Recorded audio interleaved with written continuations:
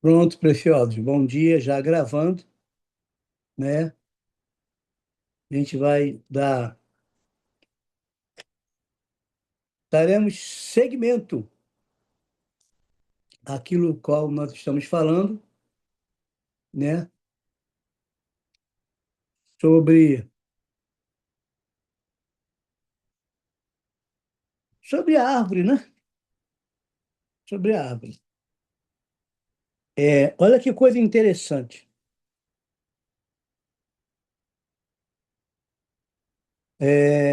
Quando Elias ele tem um confronto com os falsos profetas e Elias tem um confronto com os falsos profetas no Monte Carmelo. Quantos profetas ele confrontou? Alguém pode me ajudar?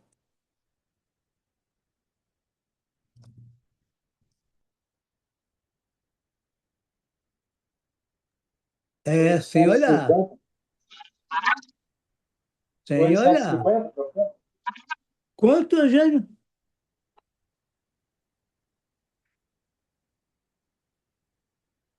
Ele falou, mas eu não ouvi direito. 850. Tá, 850. Mais algum? Mais alguém? 800? Jonathan falou 800, temos 850. Tá bom o negócio. Mais alguém?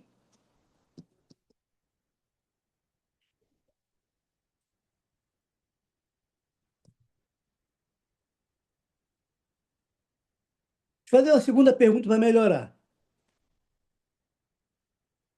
Os profetas eram de quem? Que se manifestavam contra o reino de Yeshua. 450 de Baal e 400 de Axé. Perfeito, Eugênio. Vou parar de perguntar que você já matou tudo, tá? Esse conhecimento aí que o Eugênio expressou, ele está perdido em muita gente. Quando você fala do confronto, né, do profeta no Monte Carmelo, isso está em Primeiras Reis, capítulo 18, versículo de número 19. Ó. Agora, pois, dá ordem para que se reúna a mim todo Israel no alto do Monte Carmelo, como também os 450 profetas de Baal. Então, 450 profetas são de Baal. Só que existe uma consorte. O que é uma consorte? Consorte é a esposa de um rei.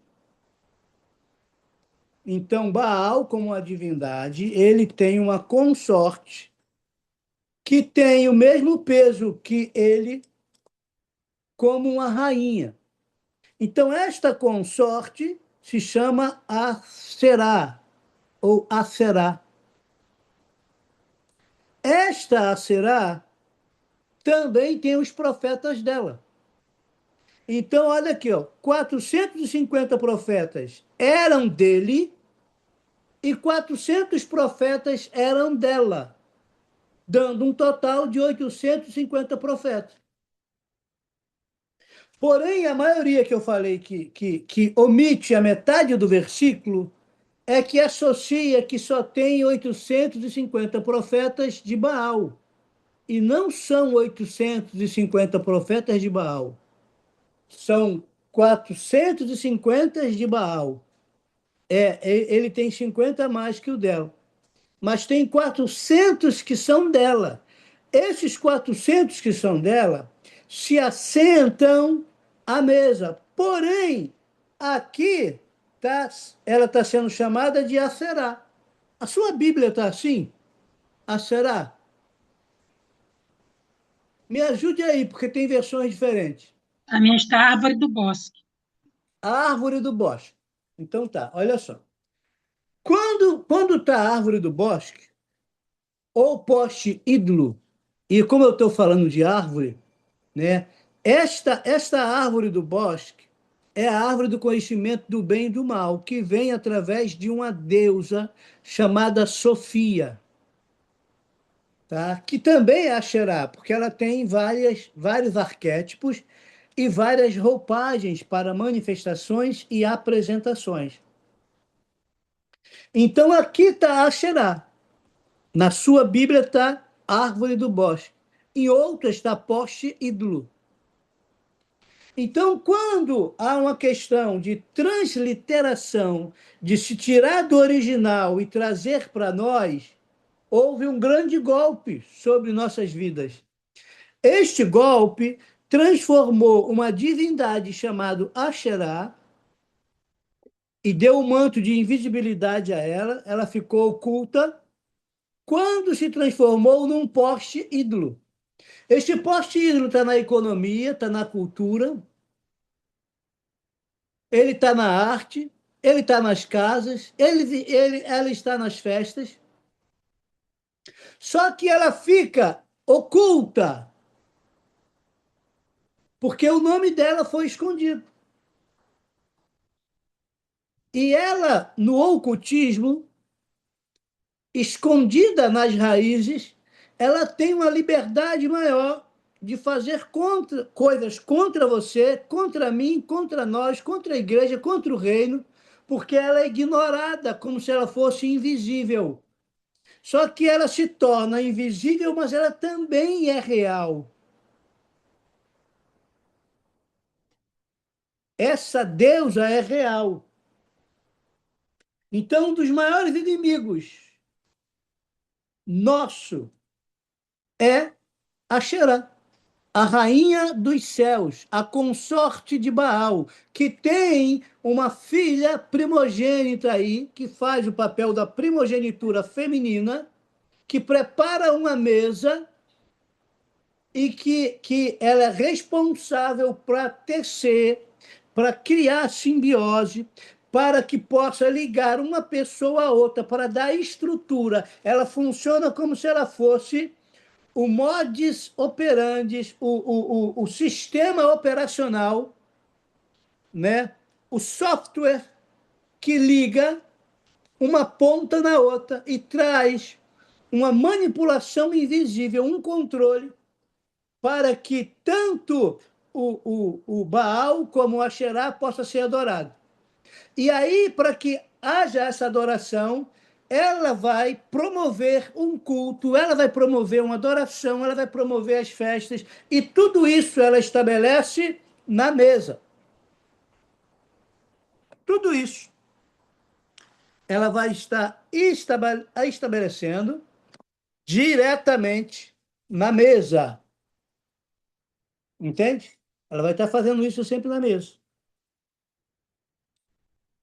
Você consegue enxergar isso? Deixa eu trocar aqui, rapidinho. Esse aqui vai me dar um ângulo melhor. Espera aí. Pronto. Olha lá.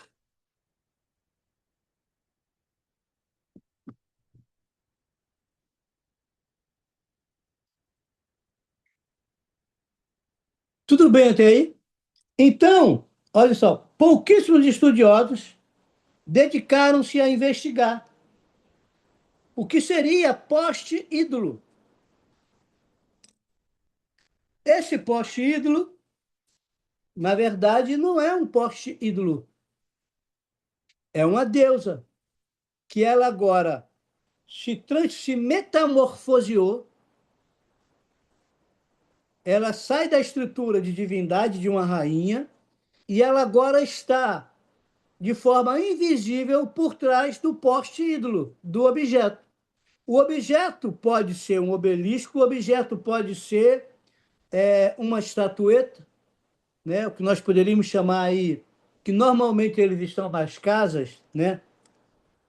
Aonde o próprio Tera construiu os terafins. Então, esses ídolos, eles não deixaram de existir, eles mudaram de figura. E essas figuras modificadas, elas conseguem adentrar na sua casa, na minha casa, na casa de muita gente, e ter o ponto de contato para que esta família possa ser frequenciada. Então, nós temos mais de 40 versículos que fala sobre Asherá. Mais de 40 versículos. Só que você vai observar aqui, ó, a nação de Israel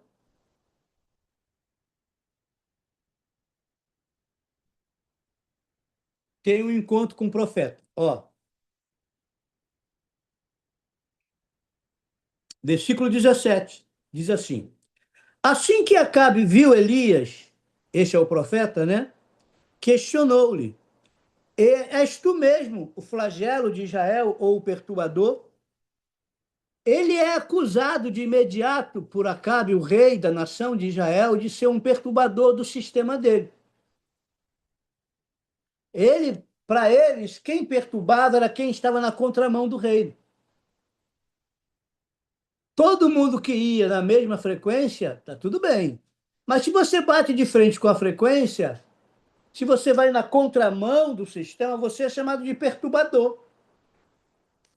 Entendeu? Aí ele diz, ó, ao que prontamente Elias, o profeta, respondeu: não sou eu o responsável,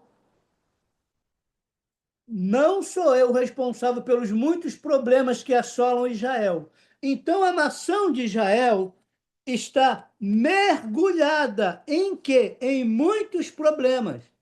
E o profeta autêntico está sendo acusado de ele ser o causador desses muitos problemas. E ele vai fazer a sua defesa, vai dizer assim: não sou eu responsável pelo problema que você vive, Acabe, pelo problema que Jezabel vive, pelo problema que a nação vive. Eu não sou responsável por isso, o responsável é você. Mas por que, que o rei era responsável? Olha, que assola Israel, mas és tu e toda a família de teu pai. Ele mostra que há algo sobre a vida dele, sobre a genealogia dele acima dele. Ó, qual é o problema da família dele e do pai dele? Ele vai falar: pois abandonaste os mandamentos de Yahvé. O que aconteceu com a família de Acabe? Um rei de Israel abandonou a Torá. Olha aqui a origem do problema: o abandono da Torá, os mandamentos de Yahvé e o Senhor. Aqui, ó, cultuaste aos Baalins. Aí é Baal em plural. Ele está dizendo: vocês abandonaram e cometeram idolatria. Esta idolatria fez com que vocês abandonassem o Eterno. Ó, agora, pois, dá ordem para que se reúna a mim todo Israel no alto do Monte Carmelo, como também os 450 profetas de Baal, e mais os 400 profetas de Aserá, que se fartam à mesa. Você vê que no outro estudo eu falei que a mesa dele se torne uma armadilha. E agora eu tenho a mesma mesa que se torna uma armadilha na mão de alguém. E o que que essa pessoa vai botar na mesa? Ela vai trazer frutos, ela vai trazer alimento, ela vai trazer comida, comida consagrada que vai te deixar impuro. E se você tiver impuro, se você comeu algo impuro, você no mínimo fica impedido 24 horas por dia. Só na viração do dia que a tua oração é ouvida e que você tem acesso novamente ao Eterno, se você se arrepender e se purificar daquilo que você se contaminou. Então, uma forma de enfraquecer a estrutura que faz oposição às trevas é contaminá-la. E onde que eu vou contaminá-la? Desde o início eu contamino pela comida, eu contamino pela mesa. Então, essa profetisa, que se diz profetiza, que induz os meus servos a comer comida contaminada. Não é isso que diz sobre Jezabel? Jezabel, aquela que se diz profetiza não sendo, mas induz os meus filhos a comerem comidas sacrificadas a ídolos e a cometerem após isso o que? Imoralidade sexual. Por que após a comida sacrificada há sempre uma imoralidade sexual? Porque o culto de Asherá e Baal era e é promovido por imoralidade sexual, por perversão sexual, por coisas horrendas que você não tem ideia. Por exemplo, antes de o Baal, que também em outra cultura é Moloque, receber o bebê, este bebê era abusado sexualmente para depois ser sacrificado, porque ele não poderia ser sacrificado puro. Então ele tinha que se tornar impuro. E o abuso tornava ele impuro. Isso faz parte da imoralidade do culto dessa divindade, que segue a pleno vapor nos dias de hoje. Porém, a Xerá segue escondida e acessando as casas. Porque o culto familiar de Asherá, ela se dá nas casas. Aonde tem que entrar o ensino, aonde que tem que entrar a Torá, aonde tem que entrar o discipulado, porque a maioria transfere a responsabilidade da educação do reino para a igreja. É impossível que eu, qualquer outro ministro, consiga educar o teu filho na igreja em uma reunião por semana, no domingo. Essa atribuição é da família. Por isso que Axerá, a rainha do céu, de Jeremias 7,18, diz: os filhos apanham a lenha, as mulheres preparam, os homens acendem o fogo, e as mulheres preparam a massa para fazer bolo à rainha dos céus. Ele está falando de um culto doméstico familiar, envolvendo as crianças, envolvendo o homem, envolvendo a mulher, onde todos eles se reúnem para comer o bolo à mesa. Só que nós tiramos, às vezes, a Axerá do templo, mas a Axerá segue nas casas, como poste ídolos, como objeto de idolatria, como desejo. O que que é um ídolo? O que que é idolatria? Tudo aquilo que tira a posição de Deus do centro da tua vida.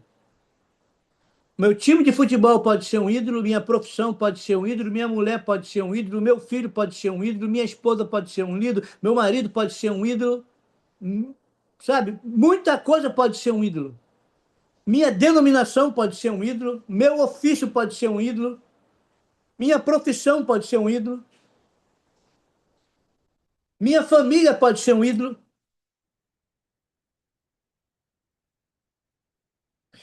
E se eu menosprezo as coisas do eterno por conta do meu ídolo, eu sou um idólatra. Eu preciso resolver isso.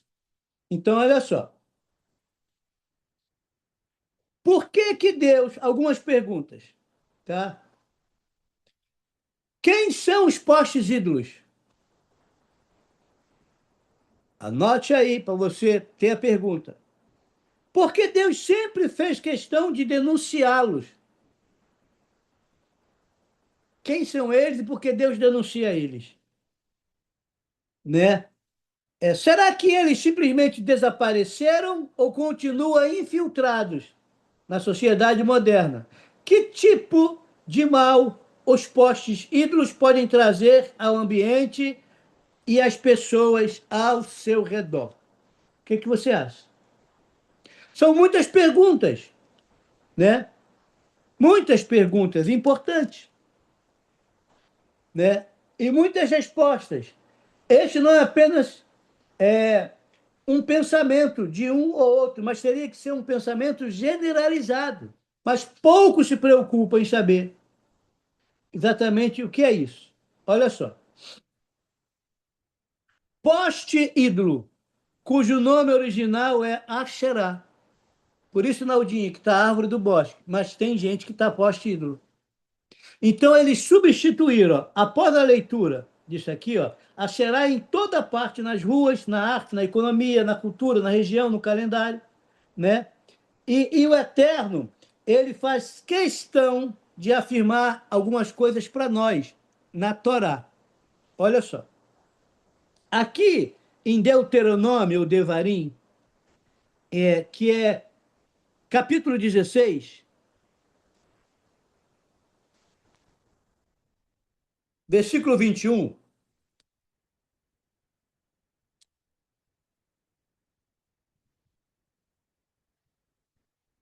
advertência contra a idolatria. Olha o que o Eterno fala para nós.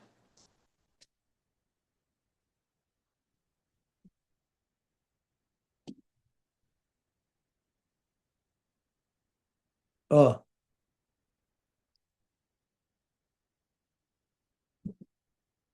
meu está em branco, eu quero fazer questão de colocar ele.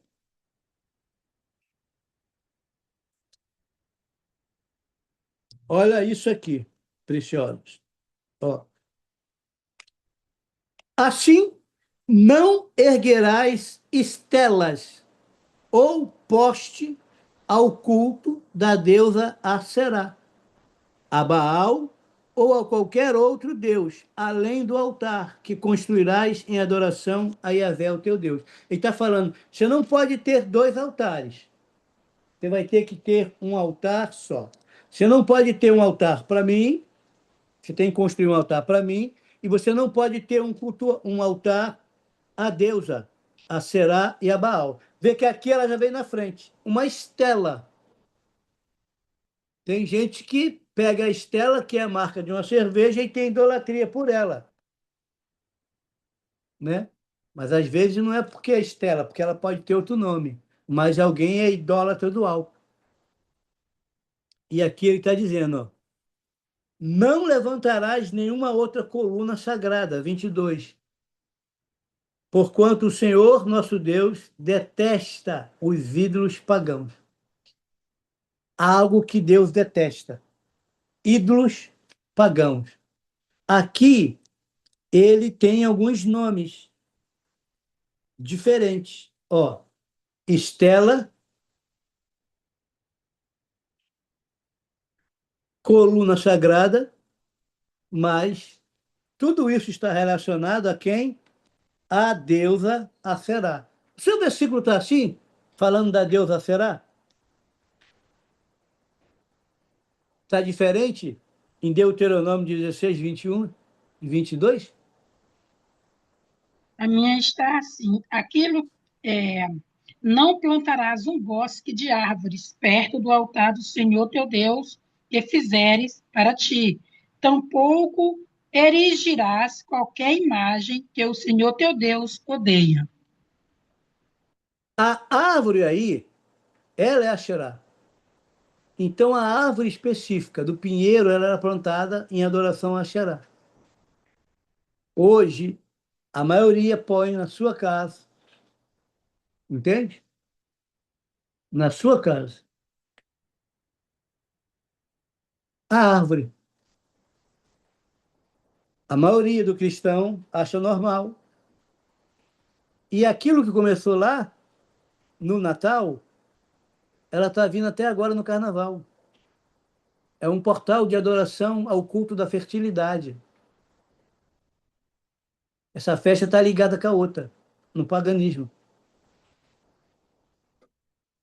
Mas ela começou na casa de muitos cristãos, porque falou que isso aqui é besteira, uma recomendação e advertência de Deus para você não erguer a estela. Só que quem está por trás, de forma invisível, da estela ou do poste ídolo? Essa deusa. Por que que ela tem 40 versículos? Porque eles traduziram, transliteraram o nome Asherá e botaram o poste ídolo, ou árvore, ou coluna sagrada. E aí você não vê a rainha dos céus, a consorte de Baal.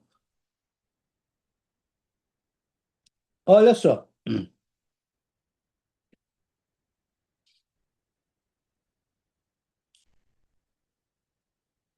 Então, o versículo acima Foi transliterado. Na tradução, Almeida Revista e Corrigida, em algumas outras versões está escrito poste ídolo no lugar de Asherá. Né? Quem é esta Asherá? Da onde saiu isso? Como vive? Da onde vem? Qual a sua ocupação? Ó, só mergulhando, pegando a pá da arqueologia, se aprofundando nas raízes, para que nós possamos entender isso, para que nós possamos melhorar isso. Quem é Aurineide, seu áudio está ligado, meu filho. Obrigado. A cultura judaica, ela nos ajuda um pouco sobre isso, tá? Ó, só aqui para você ter uma ideia, ó.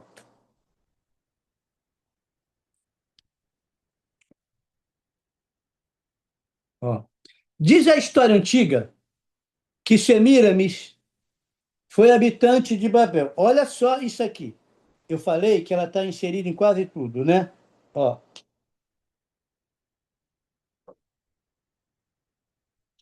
olha aí, ó.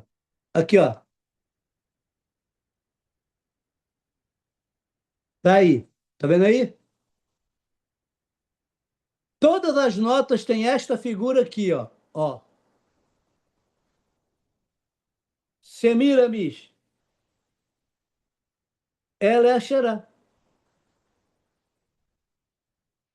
É uma deusa, ó.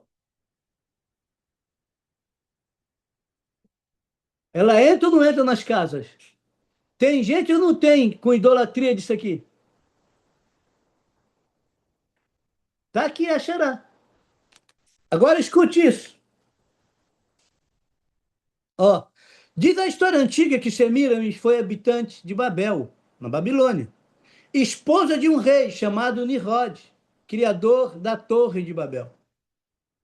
A história afirma que ela subiu ao céu em forma de pomba, deixando uma coroa para o seu filho, Tammuz, que é o Deus Sol.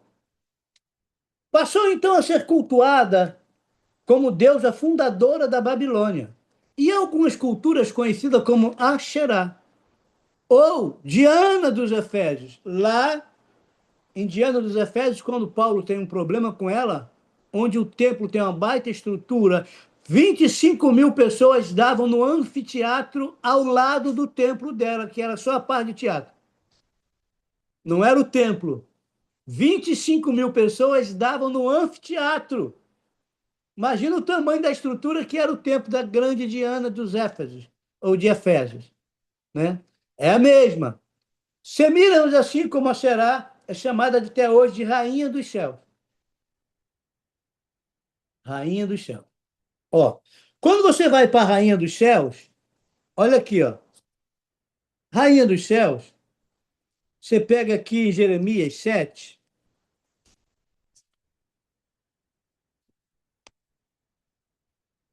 ela é Rainha dos Céus porque ela é consorte de Baal, o Deus da chuva. Ó,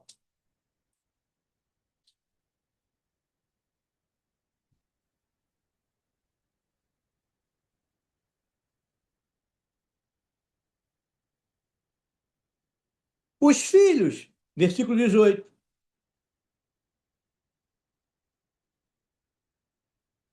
Ajuntam a lenha, os pais acendem o fogo e as mulheres preparam a massa para fazerem torta à deusa, que é chamada de Rainha dos Céus. Depois ainda fazem libações, ofertas de bebidas derramadas a outras falsas divindades. Tudo isso para me provocar a minha ira. Então aqui o povo está provocando a ira do Eterno, cultuando a Rainha dos Céus. E aqui aparece o nome Rainha dos Céus. Como também em Jeremias 44, 16. Ó, onde a nação diz esta frase que você ouve muito. Ó, nós não daremos atenção à mensagem que nos prega em nome de Yahvé. Esse tipo de mensagem As pessoas querem dar atenção? Não. Porque esse tipo de mensagem desmascara o que está no ocultismo, com manto de invisibilidade. Tu traz luz sobre as trevas que a pessoa está envolvida, para que a pessoa possa sair dessa prisão. Então, quando você começa a falar, o Deus deste século chegou ao entendimento deles, para que eles não vejam a luz da Torá, ou da Brit Hadashah, que é o Novo Testamento, a renovação dele, da aliança. Então, eles te ignoram. Aí, por que eles fazem isso? Olha, pelo contrário, eles vão fazer o contrário. Com certeza faremos tudo o que desejamos fazer. Queimaremos incenso à rainha do céu. Ofereceremos libações, ou seja, derramaremos ofertas de bebidas em homenagem a ela, tal como fazíamos nós, nossos líderes, nas cidades de Judá, nas ruas de Jerusalém. Naquele tempo vivíamos com fartura de alimento e éramos prósperos e nada sofríamos. Aqui eles estão falando que eles não vão quebrar o altar porque eles estão atrás de prosperidade. E prosperidade, você vai pegar pela mentalidade grega, também a questão hedonista, que tudo aquilo que te proporciona felicidade está tudo bem. E você vai para a idolatria do prazer. Ó. No entanto, desde que paramos de queimar incenso à rainha do céu e de oferecer libações a ela, nada temos recebido, e muitos de nós morreram todos os dias nas batalhas ou por falta de comida. E as mulheres apoiaram seus maridos, exclamando, quando queimávamos incenso em culto à rainha do céu e derramávamos oferta de bebida em seu nome: será que era sem o consentimento de nosso marido que fazíamos bolos na forma de imagem delas e oferecíamos nossas libações? Aqui o bolo é consagrado na imagem dela. Então, ao comer o bolo, no dia natalício, as pessoas estão comendo a imagem dela. E ela não é só idolatrada, mas o bolo foi criado em homenagem a ela. Por isso que os primeiros bolos, eles eram redondos ou circulares. Sabe por causa de quê? Porque representa Lilith como lua cheia ou Selene. É a mesma com outro arquétipo. Então, quando você está fatiando a primícia do bolo, você diz: quem é que eu vou dar a primeira fatia? Aqui está a origem da consagração do bolo. E o sopro envolve feitiçaria e velas. Velas não coxé, que alimentam o sobrenatural, que se faz pedidos. Aqui está ela aqui sendo adorada. Aonde que ela está sendo adorada? Na casa. Aonde o Eterno mandou iniciar a igreja? Na casa. O Eterno não mandou: olha, ide procurar casas dignas e pessoas dignas, e aonde você entrar, diga naquela casa que a paz esteja nesse local. As casas que foram dignas, a paz repousará sobre eles. Os que não foram dignos, a paz retornará para você. Sabe o que ele está falando? Que o reino tem que ser estabelecido nas casas. Adonai não começou estabelecendo o reino aqui, fundando uma igreja com tijolos ou com paredes, ou alugando um templo, ou alugando uma loja. Ele levou para o Éden e montou uma família estruturada na palavra. Logo, tudo começa na sua casa e na minha casa. Você não vai poder obrigar ninguém da sua casa a servir. Você vai ter que servir e viver. E ensinar na prática e no dia a dia. Vai fazer quem quer. Deus vai te cobrar se você fez e se você ensinou. Se você fez e ensinou, a responsabilidade sua acaba aí. Porque Deus não pode obrigar ninguém a servir a Ele. E nem quer que você obrigue. Eu não sirvo a Deus porque eu sou obrigado. Eu sirvo ao Eterno porque eu tenho orelha furada, entendi o que ele fez e eu quero servi-lo. Você consegue entender? Aí vai aparecendo a rainha dos céus, que é a Xerá. Agora vamos andar. Ó, Nimrod havia sido assassinado por um dos filhos de Noé, relato das antigas tradições judaicas. E Semíramis promoveu a ideia que o seu marido, Nimrod, havia se tornado um deus sol. Imediatamente, sacerdotes pagãos criaram um calendário totalmente voltado para o sol. Este calendário se perpetua até hoje, pois o líder romano, em 46 a.C., chamado Júlio César, adotou esse calendário solar como calendário oficial. E séculos depois, em 1582, o Papa Gregoriano adota esse calendário como calendário oficial da religião cristã, usado mundialmente, hoje chamado de calendário gregoriano. Essa folhinha que nós temos aí. Estou te dando a origem de quando começou isso, por conta da Babilônia. Aonde que você tem um calendário babilônico? Na sua casa? Na sua geladeira? Algum canto aí você tem um calendário desse. Entendeu? Espanta-se, mas o calendário que consta meses, janeiro a fevereiro até dezembro, suas festas inclusas e datas estratégicas são perpetuação da adoração ao Deus Sol, Nimrod, e a sua mãe Asherá, Semíramis. Então, será que tem dúvida que as festas pagãs, com as datas deles, é adoração com data marcada? Por alguém que está escondido por trás de um ídolo? O filho de Rod e Semíramis, Tammuz nasceu no dia 24 de dezembro. Só pesquisar aí. Por isso isso é conhecido como o Dia do Sol.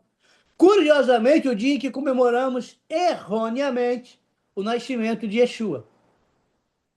Não posso deixar de citar para vocês a ideia de Semíramis segurando seu filho, Tammuz, com a imagem da Virgem Maria segurando o menino Jesus. É pagã, abominável a adoração a Maria como se fosse uma deusa. Pessoas oram para ela como se ela pudesse ouvir orações. Pedem para interceder a Jesus como se ela fosse autoridade sobre ele. A Virgem Maria, apresentada pela Igreja Romana, é a Xerá, a loba dando leite para as nações.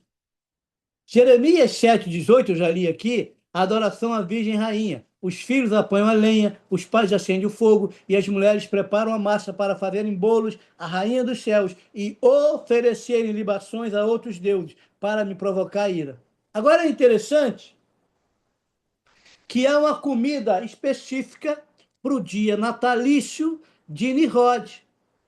O dia natalício de Nimrod, você tem uma comida natalina específica, dentre as quais rabanada.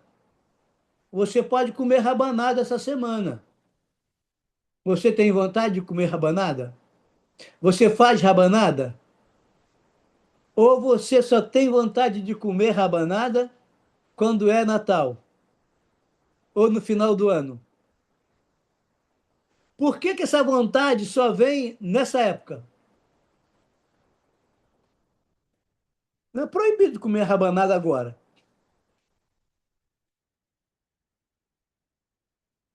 não é? Responda para você mesmo, quando foi a última vez que você comeu rabanada? Hã? Essa vontade pode estar contaminada, porque não é normal você só comer nessa época, tá? Aí, como tem o dia natalício de Nimrod, o Deus Sol, tem o seu dia natalício. Seu dia de nascimento é o seu dia natalício. A tua mamãe fez pré-natal. Se não fez, deveria ter feito. Porque significa que o que vem após o pré-natal é o Natal. O Natal é o teu dia de nascimento. Então, no teu dia de nascimento, ela não podia colocar a rabanada nem a comida típica do Natal deles. Mas tem uma coisa que foi feita com a imagem dela: bolo. Então, no dia natalício, colocar bolo é se pactuar com a Rainha dos Céus e com feitiçaria que está por trás desse envolvimento. É uma comida consagrada. Aí as pessoas acham que porque agora estão aprendendo a Torá, e eu vejo alguns praticantes da Torá, alguns judeus, alguns mestres, alguns morá, ensinando que não tem problema comer o bolo. E eu vou seguir batendo. O bolo tem origem na Rainha dos Céus. E no dia natalício é uma comida típica de consagração. Goste quem quiser gostar. Eu vejo bispo, arcebispo, cardeal, papa, celebrando o seu dia natalício, soprando velhinha, falando de libertação e ainda não entendeu que está preso ao bolo. Bom, esse assunto não é sobre bolo. Eu vou andar. Por que que Satanás quer um calendário solar? As festas do calendário gregoriano são totalmente pagãs. E para inteirar-se melhor sobre esse assunto, né, nós precisamos entender que a própria imagem de Asherá que está estampada em nossa moeda, que seria a mulher tão importante que aparece nas notas da Real, é a famosa Estátua da Liberdade, cujo nome é Liberdade de Iluminados o Mundo. O monumento, inaugurado em 28 de outubro de 1886, foi um presente dado aos Estados Unidos da América por Napoleão III como uma espécie de premiação pela vitória contra a Inglaterra. Logo depois da sua inauguração, a maçonaria afirmou que a Estátua da Liberdade teve influência de seus símbolos maçônicos, como o diadema das 7 pontas na cabeça, apontado para uma divindade chamada Sofia, símbolo iluminista para a sabedoria. É interessante que esta própria Sofia é uma representação de Semíramis. Tá? Sofia é representada por uma pomba. Já falamos sobre a pomba, né? Na história de Semíramis. Mas Sofia, na Estátua da Liberdade, temos a mulher segurando um livro, onde está talhada a data da independência dos Estados Unidos, 4 de julho de 1776, e simboliza, portanto, a criança que nasceu nos braços da mãe, Tamuz, nos braços de Semíramis. Veja que na estátua ela segura a criança exatamente como a mão esquerda, assim como a Estátua da Liberdade segura o livro. Tá? É exatamente da mesma forma. As cédulas de dinheiro têm gravados Asherá. Asherá exige que o dinheiro seja devolvido para ela. E Yeshua olhou para a estampa da moeda de sua época e orientou os discípulos: dê a César o que é de César e a Deus o que é de Deus. A corrupção financeira é apenas uma maneira de Asherá reclamar o que é dela. Temos que pedir ao Eterno provisão e não dinheiro, riqueza e não dinheiro. Ter provisão, existe pessoas que têm dinheiro, mas não têm no banco. Toma suas contas bancárias, verdadeiras fortalezas de Asherá, porque a conta fica mamonada. Você põe a tua expectativa no dinheiro que você guardou, no dinheiro que está lá, não no eterno. Então o eterno quer te dar riqueza, o eterno quer te dar prosperidade. Nem sempre isso significa que é dinheiro. Nem sempre. Em toda a crise que está o país, Deus tem te abençoado. Com toda dificuldade, Deus tem te abençoado. Agora, olha só.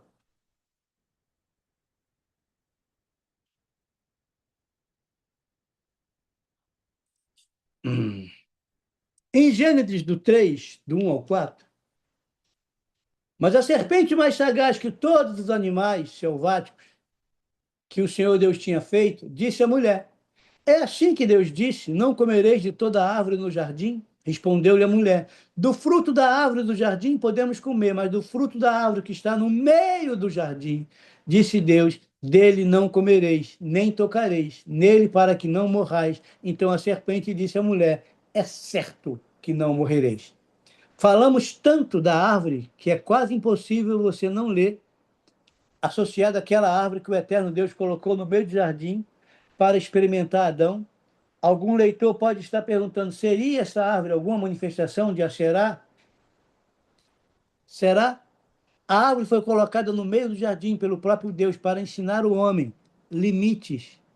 Posteriormente, Satanás aproveitou a ideia de que o pecado foi concebido quando Adão e a mulher comeram do fruto da árvore. A árvore tornou-se o objeto oficial do culto. Asherá foi o demônio escolhido para assumir o papel. Ali ela trazia um limite de proteção e também todo um ocultismo. O mal já existia antes do homem estar ali. E Deus coloca um limite, diz: olha, eu vou te colocar um limite. O limite é uma proteção. Se você me obedecer, tu vai ter todo o conhecimento, vai ser igual a mim. Mas há algo que você não pode acessar, porque isso te tira a semelhança de mim. É a árvore do conhecimento do bem e do mal. Porque uma sabedoria se rebelou e está trazendo um conhecimento distorcido, fora do padrão. Só que o homem, muitas das vezes, não quer esperar o processo do eterno, o tempo de amadurecer, e ele acaba apodrecendo. Você sabe uma coisa interessante? Que quando há o fruto, ele está bichado, ele tem um bichinho dentro, não é? Você está comendo lá um fruto, e o que é que você acha no fruto? A metade de um quê? De um vermezinho? Ou acha o vermezinho inteiro? Quando você acha o verme inteiro, você se deu bem. Quando você acha metade dele, significa o quê? Que você já comeu a metade dele. Mas todo fruto que é bichado, ele tem um verme. Você sabe por que que os reptilianos sempre estão com a linguinha para fora e gostam de estar mostrando linguinha? Porque eles representam um fruto bichado. Você é fruto de alguém. Eu sou fruto de alguém. E a contaminação que eles fizeram esse fruto faz com que a linguinha fique sempre para fora. Porque representa o verme que vem no fruto. Você entende por que que dentro do culto deles eles fazem questão de mostrar a língua? Você entende por que que eles induz a juventude a estar o tempo todo tirando selfie com língua? Você acha que isso é aleatório?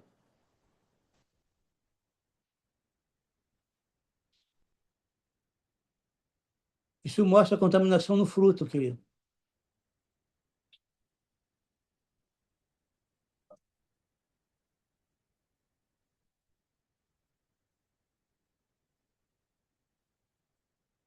Você consegue entender isso?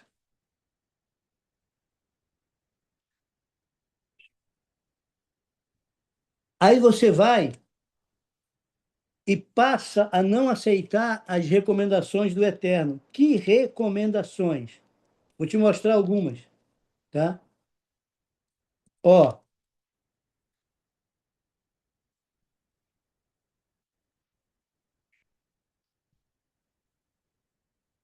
a deusa babilônica, Asherá, no hebraico, na mitologia semita, é uma deusa mãe que aparece em diversas fontes antigas. Ela aparece nos escritos acadianos pelo nome de Asharhatum. Asharhatum e em hitita como Asherdu, ou Asherdu, ou Acerdu, ou Acertu. Asherá é geralmente considerada idêntica à deusa ugarítica, Atirat. Asherá é identificada como a consorte do deus sumério Anu, e ugarítico, El, as divindades mais antigas de seus respectivos panteões, né? Este papel deu a ela um grau igualmente elevado no panteão ugarítico. O nome Dione, que como Elá significa deusa, está claramente associado como Asherá. Na Fenícia, a história de Shashunaniatom, porque o mesmo epiteto comum, Elat, por excelência, a deusa foi usada para descrever em ugarítico. O livro de Jeremias, escrito por volta de 628 a.C., possivelmente refere-se a Asherá quando usa o título de Rainha dos Céus, afirmando os filhos apanham a lenha e os pais acendem o fogo e as mulheres amassam a farinha para fazerem bolos à Rainha do Céu e oferecerem libações a outros deuses para me provocar a ira. Isso em hebraico. Asherá traduz-se como bosque para adoração de ídolos. Trata-se de uma divindade, uma deusa babilônica, conhecida como deusa da fortuna e da felicidade. Então, todo mundo quer o quê? Fortuna e felicidade. E se isso te faz feliz, você vai fazer, mesmo que seja um hedonismo e uma idolatria pelo prazer, que pega pela Grécia, né? E aí é uma forma de pensar, é uma ideologia. Supostamente a esposa de Baal era cultuada através das árvores, consideradas sagradas, ou postes erigidos, junto a um altar, conhecido na Bíblia como postes ídolos, né? Todas as vezes que a palavra poste ídolo aparece na Bíblia, é usada no original Asherá, ou Asherá, Asherá. Cataloguei alguns versículos interessantes. Olha só isso aqui. Algumas recomendações do Eterno. Êxodo 34, 13.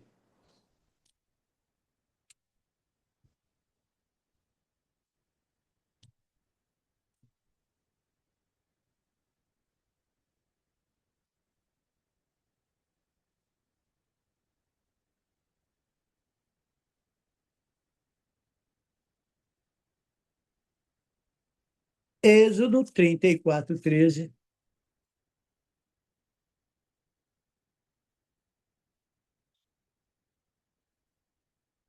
Ao contrário, derrubareis seus altares, quebrarei suas colunas e postes sagrados. O Eterno orienta que tem que ser quebrado, destruído, derribado todo altar levantado para Asherá. Não tem jeito. Ele quer que você quebre. Ele quer que você anule, né? Em Deuteronômio 7:5, ele fala para você cortar essas árvores, arrancar. Você consegue entender isso? Ó, Deuteronômio, vamos ler,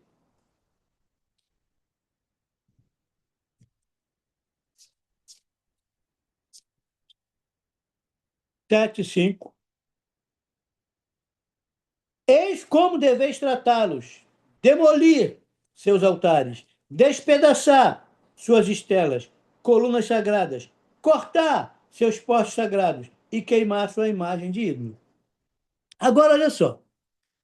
Quando a palavra culto vem de colui, encontro. Cultura vem desse encontro. Quando eu transformo o culto em uma cultura, eu faço com que a cultura possa ser aceita. E cada família tem uma cultura, uma forma de cultuar. Cada nação tem uma cultura.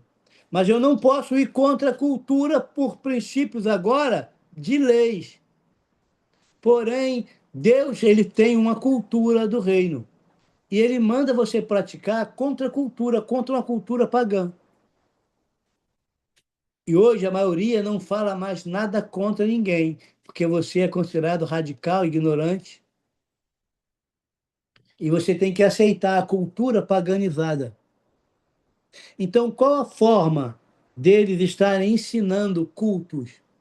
Transformando o culto em cultura.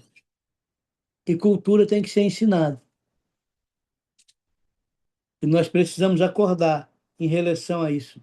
Porque hoje se fala em fazer missões sem interferir nas culturas. Como?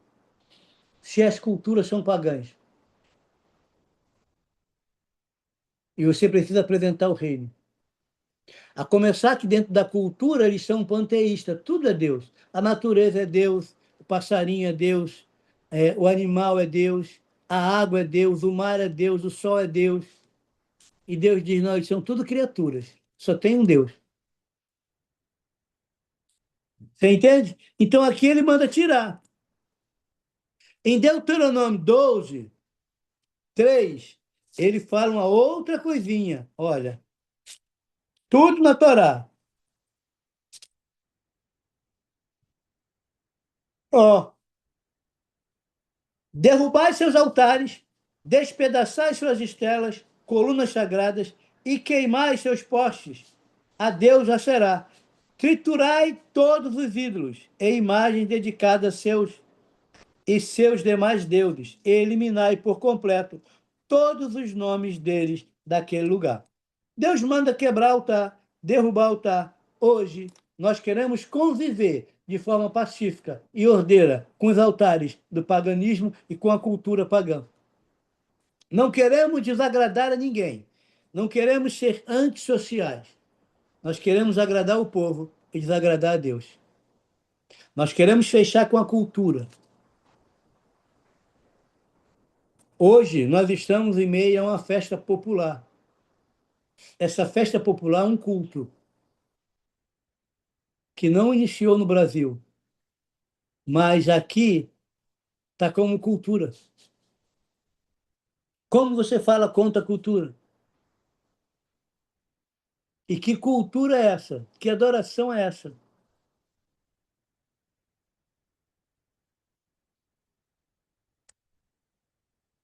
Você consegue enxergar isso? Hã?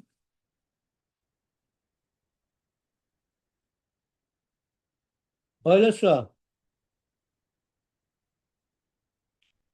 Um versículo para a gente sair aqui dessa parte. Juízes capítulo 3,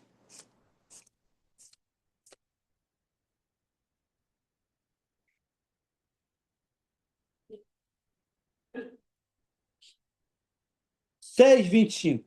Ó.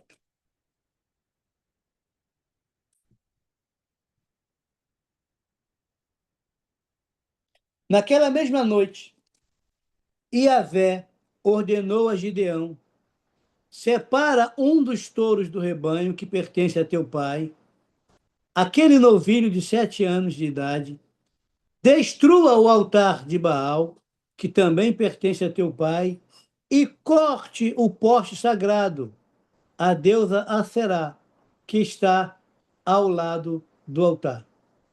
Em seguida construirá para Yahvé, teu Deus, no cume deste lugar forte, um altar bem preparado. Tomarás então o segundo novilho e oferecerás em holocausto sobre a madeira do poste ídolo que terá derrubado. Ele está mandando você quebrar os altares que o seu pai levantou, derrubar os postes sagrados, remover a Xerá e levantar um altar para Deus com outro tipo de oferta. Ele está falando de você remir a terra, quebrando o altar e levantando outro altar. Mas é claro que quando você recebe um tipo de palavra assim, que confronta, que te mostra que a tua casa pode estar por influência a nível geracional, por conta de altares que eles levantaram lá. Há uma rainha invisível que está por trás de um objeto tão singular, que é a árvore. E através desta árvore, querido, olha, eu tenho aqui, deixa eu ver se eu acho alguma folha. Ó, vamos pegar isso aqui para dar um exemplo. Para que eu tenha uma folha, eu preciso da árvore. Porque hoje isso aqui, né, é por conta da árvore que nós temos isso aqui, ó, papel. Agora, nesse papel, eu vou escrever.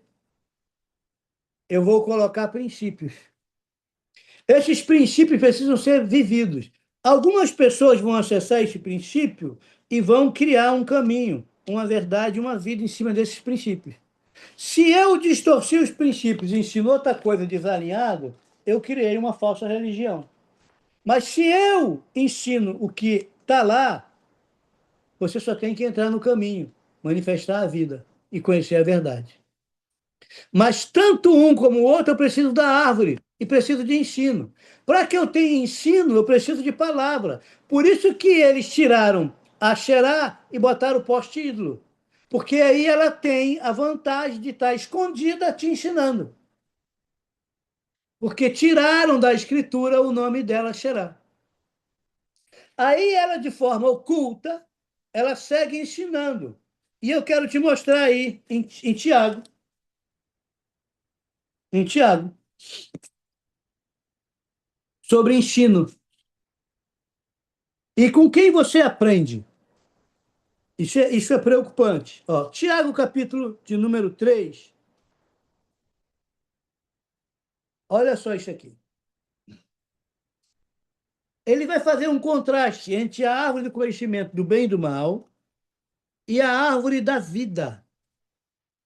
Tanto uma como outra, você vai ter que observar os frutos.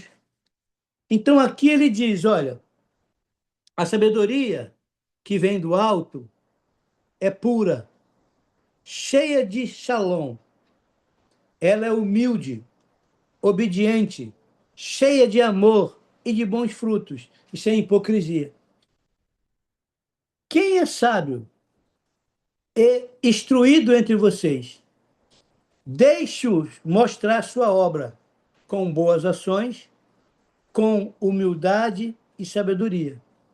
Mas, se a inveja amarga está em você, ou a discórdia em seu coração, não se exaltem a si mesmo acima da verdade e mintam, porque esta sabedoria não desce do alto, ela não vem lá de cima, ela é terrena, ela vem a partir de pensamentos da alma e de demônios.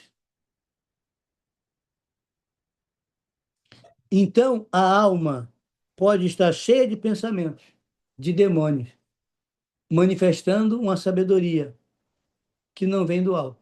Como é que eu vou saber a diferença de uma ou de outra? Olha, a sabedoria que vem do alto é pura, cheia de shalom, humilde, obediente, cheia de amor e bons frutos, sem hipocrisia. A sabedoria que vem de baixo é terrena, vem a partir dos pensamentos. Ela tem inveja, ela é amarga e ela traz discórdia.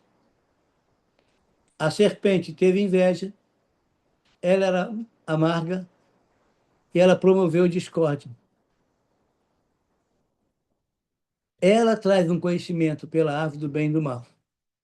Aí tudo aquilo que você faz, tudo aquilo que você produz, vai estar ligado aos teus frutos. Mas se você ignora que você tem um inimigo invisível, que é inimigo da tua alma, é mais fácil para ele atuar contra você. Ó, deixa eu te mostrar aqui, por exemplo. Ó, ó.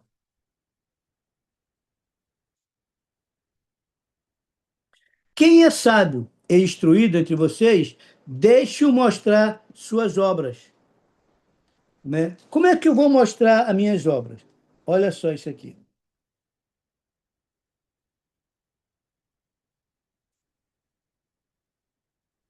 Em Êxodo 26,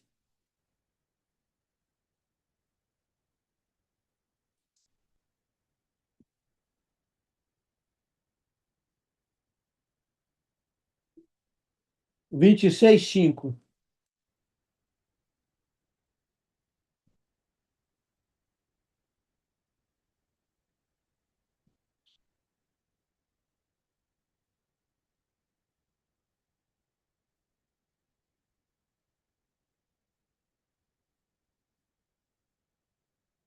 Perdão, irmão. Êxodo 26. 26.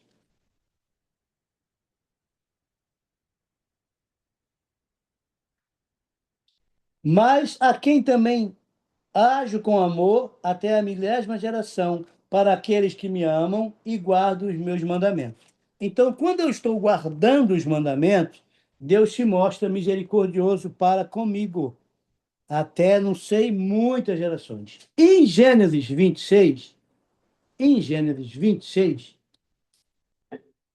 ó, versículo de número 5. Porque Abraão me obedeceu, guardou minhas ordenanças, meus mandamentos, meus princípios e minhas leis. Entendeu? Então, por conta disso, o Eterno diz: ó, eu te abençoo até não sei quantas gerações. Né? Em Devarim 17, que é Deuteronômio, ó, você vai vendo como é que as coisas vão se manifestando. Ó. 17, 19. Ó. Trará sempre esta cópia consigo, e terá de lê-la todos os dias da tua vida, a fim de que aprendas a amar reverentemente a Yahvé e a cumprir fielmente toda a palavra da Torá, a lei, como todos os mandamentos. Aquilo que ele acusa Acabe de ele ser o perturbador, porque ele levantou o poste ídolo para Asherá, ele levantou a idolatria, ele que estava na contramão do reino, e não ele que era o perturbador, mas sim a família de Acabe, por conta da sua idolatria. Aqui ele está mostrando que os frutos daquele que lê a Torá, obedece a Torá, faz a correção, é aceito. Por isso que ele manda, quebre os altares que foram levantados para a tua vida, que você tem vínculos. Levante outros altares, obedeça. Olha, eu estava falando para um AP, falei, olha, você pode ter, todos podem ter, doutorado em teologia, ter feito o médio, né, o bacharel, o mestrado, o doutorado. Você pode ser faculdade de filosofia. Você pode ter conhecimento de teosofia. Mas nada disso adianta se você não tem temor em obedecer a Torá.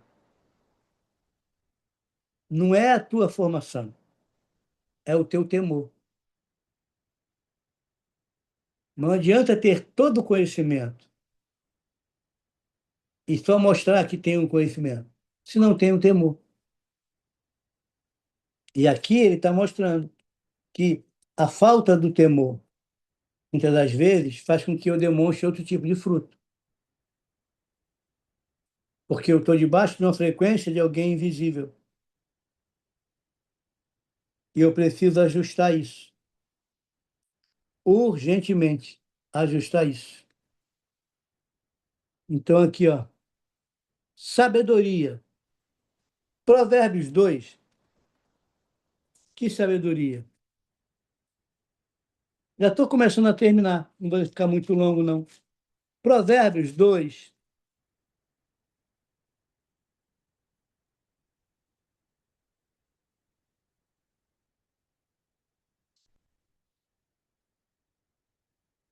4 e 5. Ó. Se buscar a sabedoria, como quem procura prata, e como tesouro escondido, a procurareis. Então compreenderás o que significa o temor do Senhor e acharás o conhecimento de Deus. Eu preciso buscar da mesma forma que as pessoas buscam sabedoria, como se eu buscasse prata, como se eu buscasse tesouros escondidos. Eu tenho que buscar. Então compreenderás o que significa o temor do Senhor e acharás conhecimento. Você tem buscado esse tipo de sabedoria que vem do alto, que é pacífica, que é ordeira, que é com bondade, que é com justiça? Porque aqui ele te incentiva a você buscar esse tipo de sabedoria, né? Olha o que diz aqui o 3:13, Provérbios ainda. Ó, bem-aventurado o homem que acha a sabedoria e a pessoa que encontra entendimento. É um bem-aventurado, porque ele achou isso, né? E ele diz mais, capítulo 4, versículo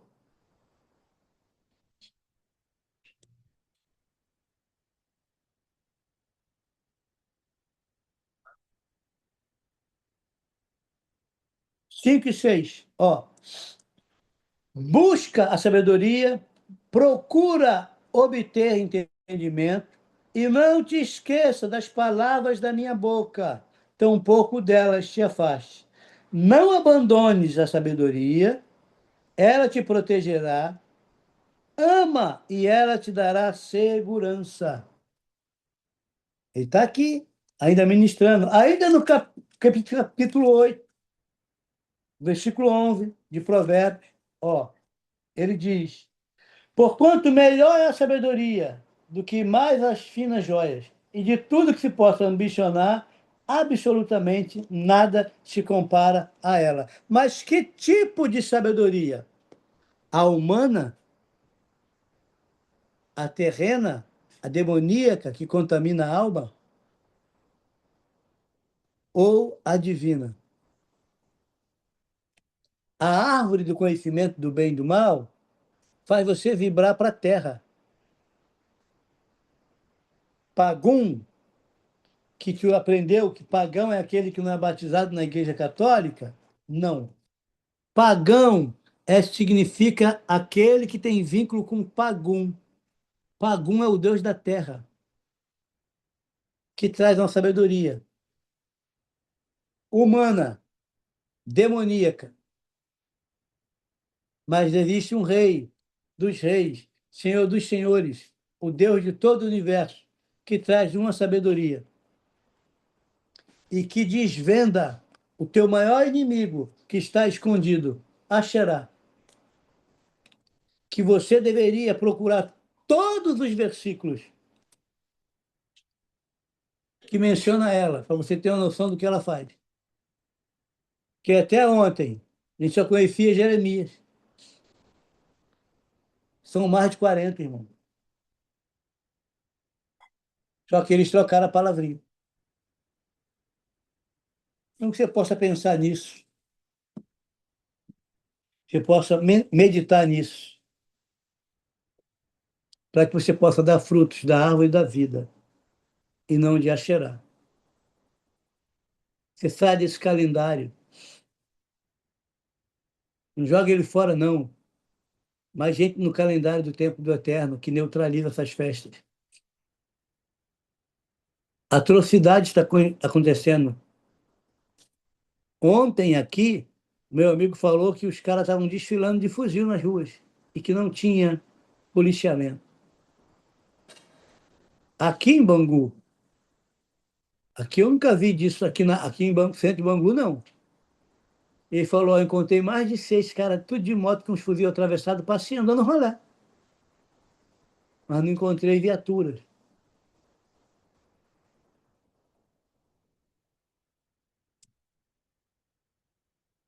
Mas é uma cultura, é uma festa cultural.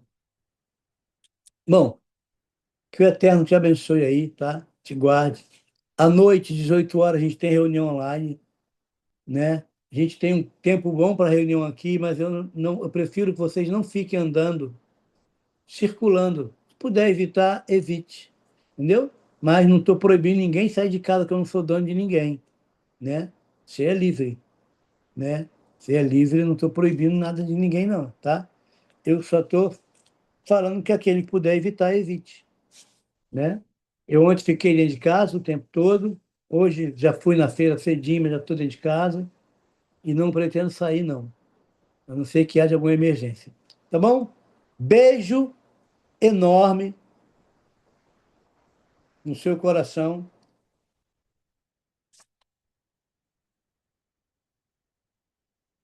Que o Eterno possa te abençoar, te dar o discernimento. Tem foto?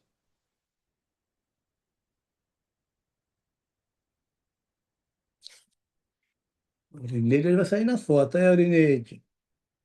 Presta atenção, mulher.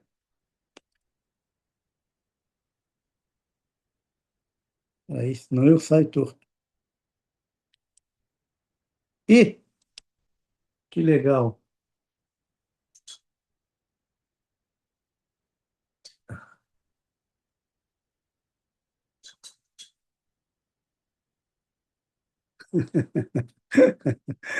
Fiz arte.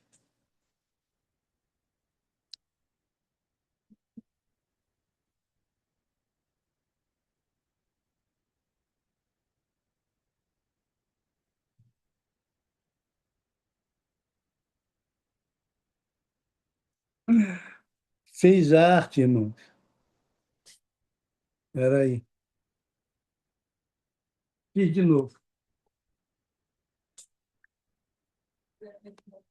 Não vai ter como.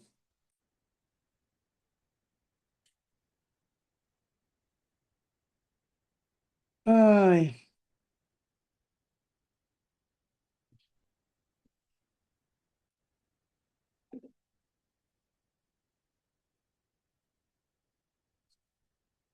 estão rindo, né? Eu não consigo por aqui, não. Esse é diferente.